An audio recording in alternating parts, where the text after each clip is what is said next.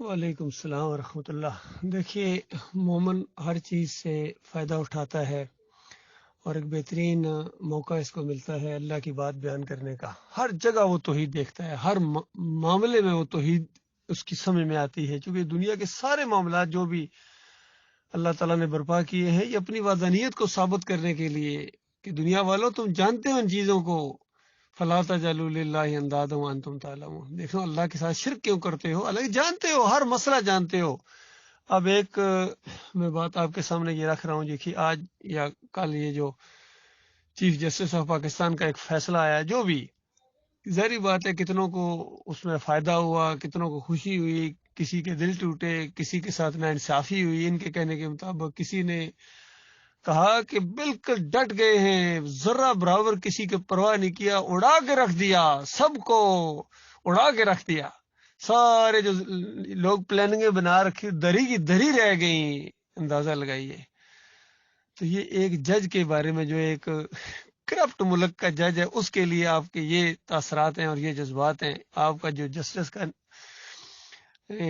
نظام ہے پوری دنیا میں، وہ 140 ملکوں میں شاید 129واں ہے، اندازہ لگائیے کتنی حالانکہ گری ہوئی یہ جسٹس ہے، لیکن اس کے اندر ایک فیصلہ انہوں نے جو بھی کیا ہے، جس طریقے سے بھی کسی سے نہیں ڈرے ہیں، ڈٹ گئے ہیں، تو اس انداز سے آج کل بیانات آ رہے ہیں۔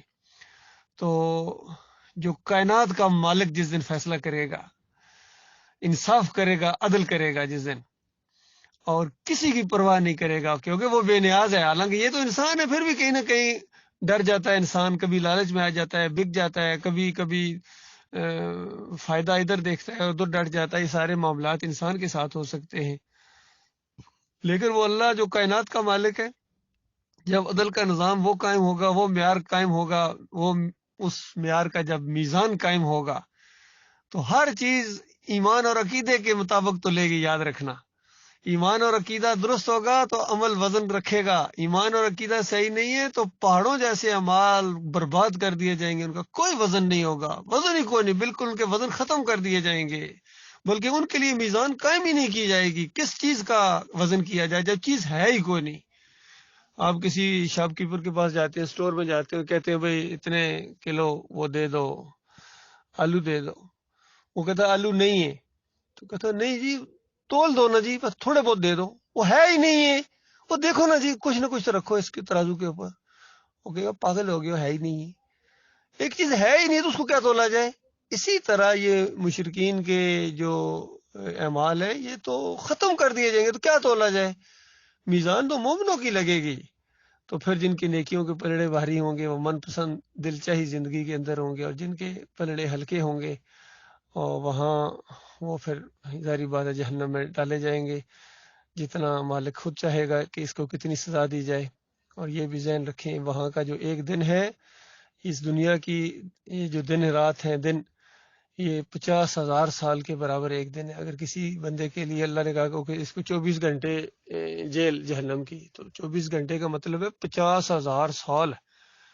اللہ اپنی پناہ میں رکھے، اللہ اپنی پناہ میں رکھے۔ تو اللہ کے بندو، آج ایمان کی کوئی قدر نہیں ہے، یقین کیجیے کوئی قدر نہیں ہے آج ایمان کی، ہر طرف نہ قدری ہے، بلکہ اس کو سب سے زیادہ غیر ضروری چیز سمجھی جاتی ہے۔ یعنی اب دوسرے شیطانوں سے کیا گلہ کیا جائے، یہ جو یہودی ہیں، عیسائی ہیں، یا دہریے ہیں، یا یہ قادیانی ہیں، شیعہ ہیں، ان سے کیا کیا جائے؟ یہ جو اپنے مسلک پرست والے ہیں، یہ بھی اب ایمان اور عقیدے کی کوئی اہمیت نہیں ہے۔ جس جگہ بات کی جائے آگے سے کھانے کو دوڑتے ہیں، کاٹتے ہیں، گالیاں دیتے ہیں، الزامات لگاتے ہیں۔ اور پھر یہ توحید کی بنیاد کے اوپر جو جماعت اٹھی تھی، اس کا امیر آج توحید کا اتنا بڑا دشمن بن گیا، یہ محمد حنیف، کہ ایمان کی بات جب کی جائے تو یہ اس کو فساد کہتا ہے، انتشاری کہتا ہے، باغی کہتا ہے۔ اور اس کے بعد ایسی مساجد جہاں صرف اللہ کو سجدے کیے جائیں اور صرف اللہ کے سجدے کا درس دیا جائے، وہ مساجد یہ وہاں پاؤں رکھنا آپ گوارا نہیں کرتا ہے۔ اور اگر پہلے سے اس کے پاس کوئی مساجد تھیں، اب اس میں خالص اللہ والے جب آ گئے، ایک سجدہ بھی کسی کے لیے نہیں مانتے، کسی نبی کے لیے، تو اس کے بعد اس نے اس مسجد کو 6-7 مہینے تالا لگا دیا اور بیچنے کے اوپر بولی لگا دی، اس کا ریٹ لگا دیا، اندازہ لگا۔ ایسا ایمان کا دشمن شاید ہی اس زمین کے اوپر کوئی گزرا ہو۔ تو یہ وقت آنے والا ہے جب وہ میزان قائم ہوگی اور ان کی تہجد گزاریاں، ان کے روزے، ان کے زکاتیں، ان کی تبلیغیں، ان کے فریب کاریاں ساری کھل کے سامنے آ جائیں گی۔ تو اللہ کے بندو آج موقع ہے، اس موقع سے فائدہ اٹھاؤ۔ یہ سوشل میڈیا کا دور جو یہ صحیح معنوں میں ایکٹیو ہوا ہے 2010 میں، اس سے پہلے یہ معاملہ اس طریقے سے نہیں تھا، اور اس کے بعد دیکھیے یہ کتنی بڑی ٹیکنالوجی ہے کہ 2 بٹن آپ دباتے ہیں تو پوری دنیا میں آپ کا میسج چلا جاتا ہے۔